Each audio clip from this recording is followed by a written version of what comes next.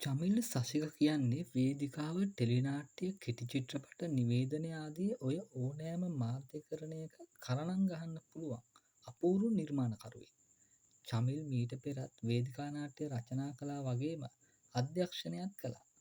සාමාන්‍යයෙන් අපේ වේදිකාවේ ශිල්පීන් ඉතාම හිඟ ක්ෂේත්‍රයක් තමයි පිටපත් රචනය කියන්නේ. චමිල් අපේ ස්වතන්ත්‍ර නාට්‍ය රචනයට සෑම විටම මූලිකත්වය දෙන නිර්මාණකරුවෙක්. චමිල්ගේ අලුත්ම වේදිකා නාට්‍ය නිර්මාණය තමයි රේන්ද මහත්වරු. රේන්ද මහත්වරු කිව්වහම ඔබේ මුවගට හාස්‍ය රසයක් දැනෙන්න ඇති කියලා මම විශ්වාස කරනවා. ඒ ඔබට දැනුණු විදිය හරි. රේන්ද මහත්වරු කියන්නේ මුල ඉඳන්ම අග වෙනකම්ම hina වෙන්න තියෙන නාට්‍යයක්.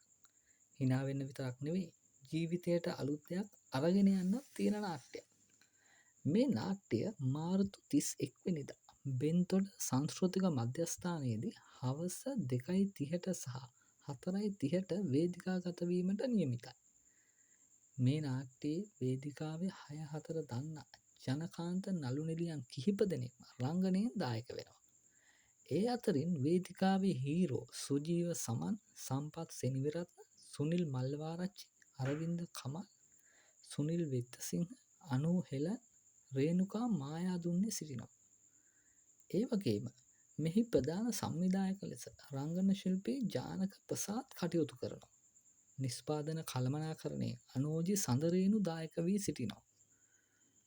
වේදිකා නාට්‍යයක් බලලා පොඩි කයියක් ගහන්න වෙලාවක් හොයාගන්න එක කොළඹ ජීවත් වන අපට මහ ලොකු දෙයක් නෙවෙයි. රඟහලවල් කීපයක්ම තියෙන නිසා ඒකට අවස්ථාව ඕනෑ තරම් තිබෙනවා. අපට නාට්‍යයක් බලන්න හිතුනද ඒ බැලීමේ හැකියාව කොළඹ ප්‍රේක්ෂකයට තියෙනවා.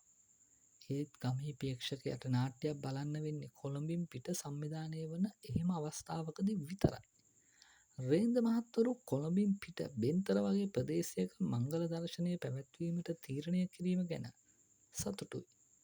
එහෙනම් රේන්ද මහත්වරු එක්ක ලාංකීය වේදිකාවේ සැරිසරන්න චමිල් ඇතුළු නාට්‍ය කණ්ඩායමට දැන් අවස්ථාව උදා වී තිබෙනවා. මංගල දර්ශනයෙන් පස්සේ රට පුරා රේන්ද මහත්වරු යන වෙලාවක මේ නාට්‍යයේ දිග පළල ගැන තවදුරටත් කතා කරන්න කලාතරු ටීවී අපි සූදානම්.